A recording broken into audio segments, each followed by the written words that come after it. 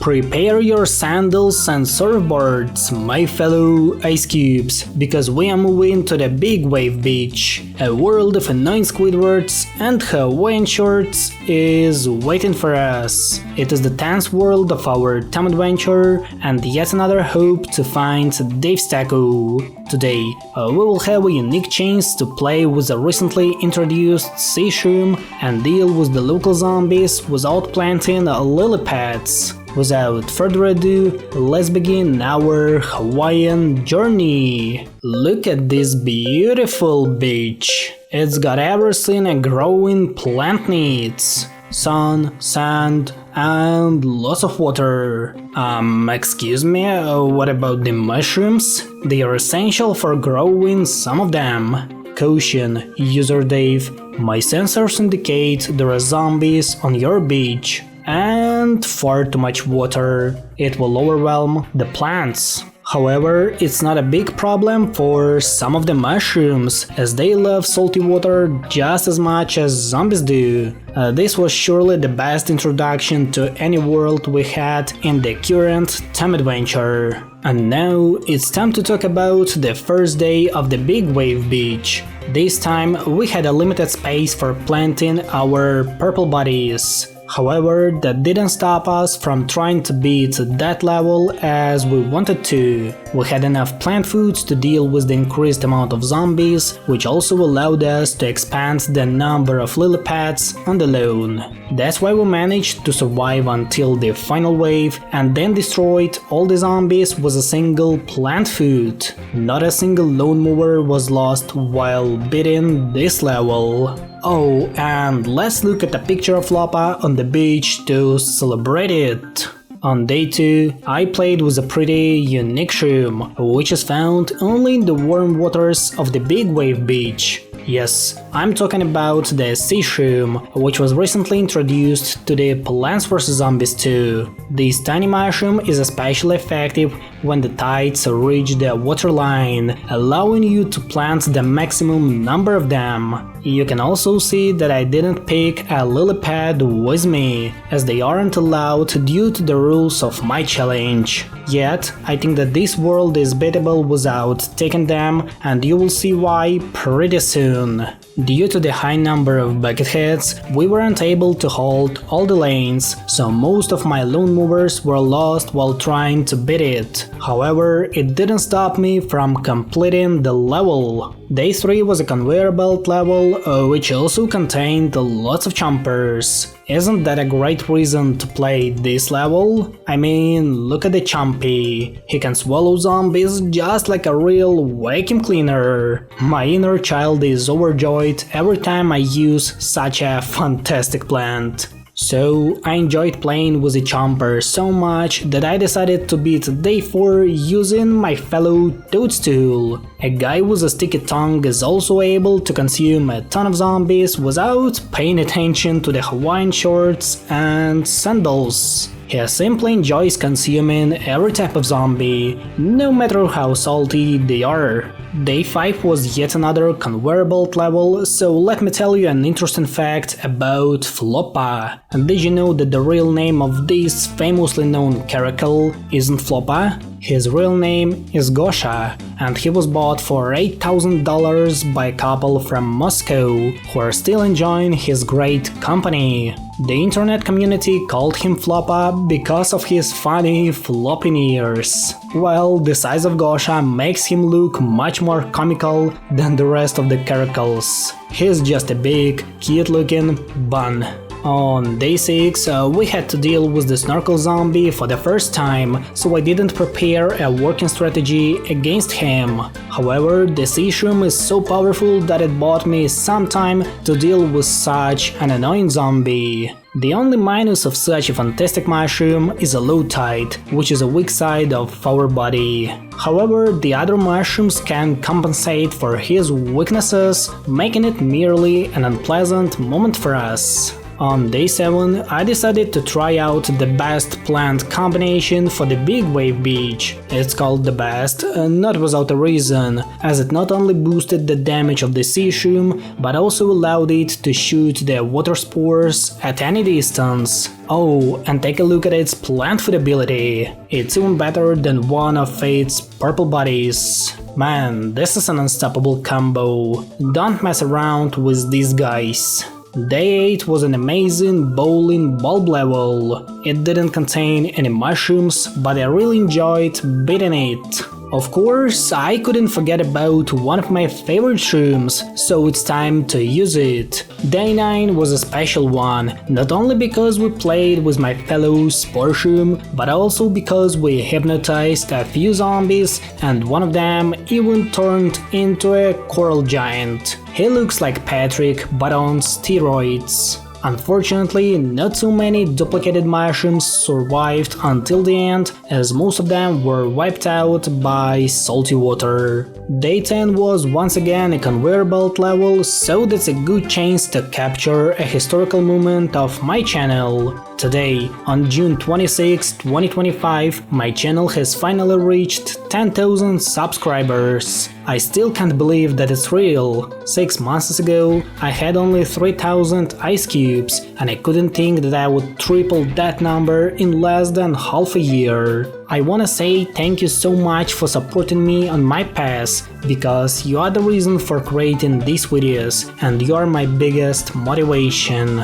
I'm literally the happiest YouTuber in the world, because I receive so many positive comments from people all over the world. I appreciate having all your support, my fellow ice cubes. On day 11, everything was going fine until the second wave, when a low tide came in and wiped out all of my sea shrooms. Houston, we've got a problem. A few toadstools weren't enough to stop a massive zombie horde, so we began searching for another way to deal with them.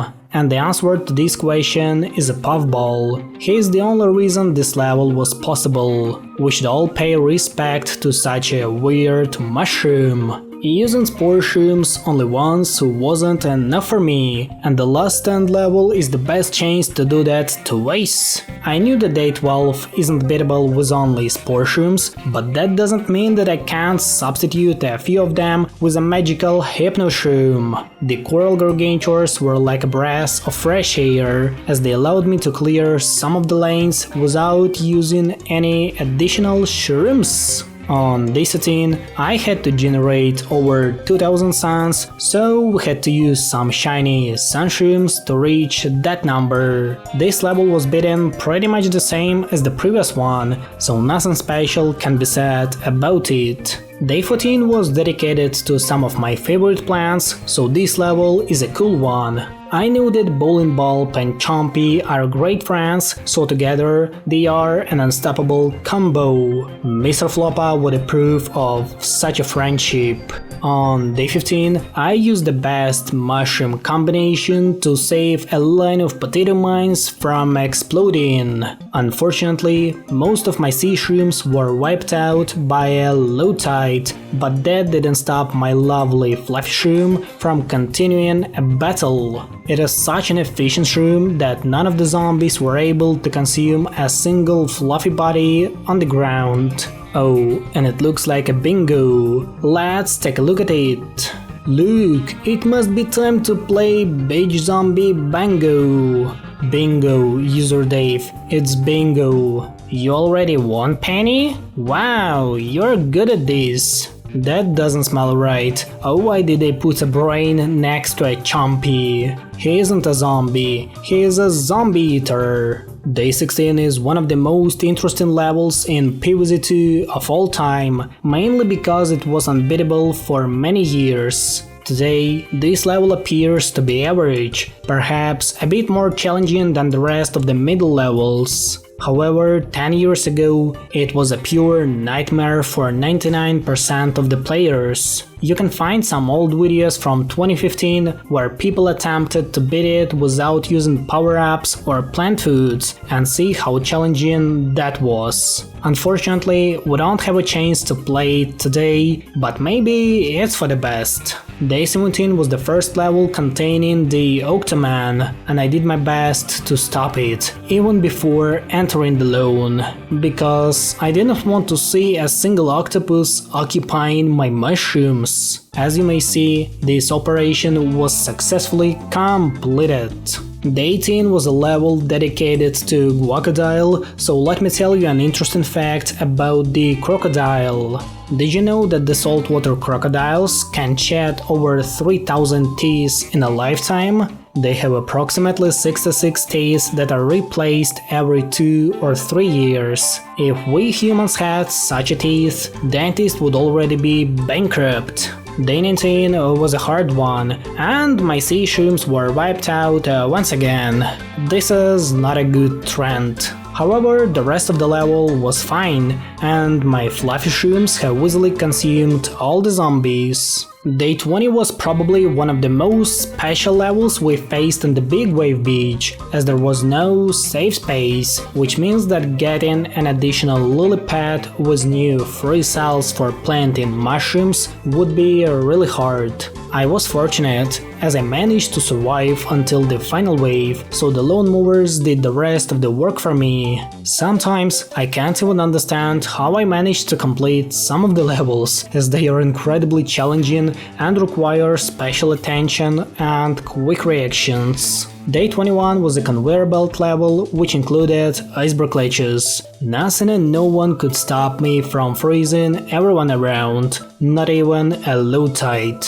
Day 22 was almost beaten from the very first attempt, but a single Octo-Man wanted me to play it once again. On my second attempt, I didn't repeat the same mistakes, which resulted in successfully beating the level and saving all the lone movers. Previously, I attempted to beat it with spore shrooms, which honestly wasn't my best decision.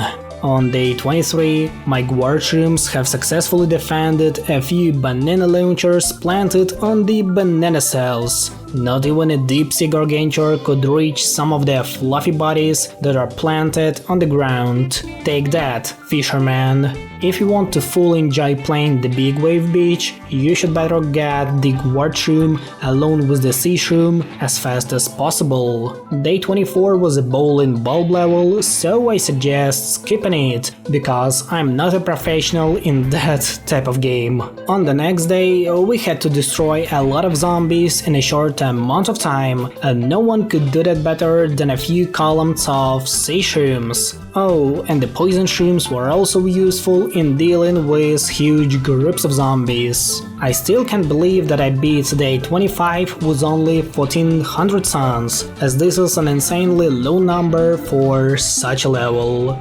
Go ahead and try it on your own. Day 26 was entirely dedicated to bananas, so there's a good chance to share an interesting fact about such an interesting plant. Did you know that at one point the banana companies ruled over Central America? They controlled literally everything in these countries, only to grow more bananas and ship them to the United States. Technically, the US government enslaved the Central America by cooperating and sponsoring these companies. Bananas are much more important than you might think. Day 27 was a pretty usual level at that point, because it was once again beaten with the help of the sea shrooms. Nothing special happened while beating it, so I've got nothing to comment about. Day 28 used to be another nightmare for players of different generations, but in 2025 it is so easy that I even used a spore shroom to beat it, without a fear that we would lose a level because of it. Seriously, PopCap, where is my hardness and a hardcore Big Wave Beach like it was in 2015?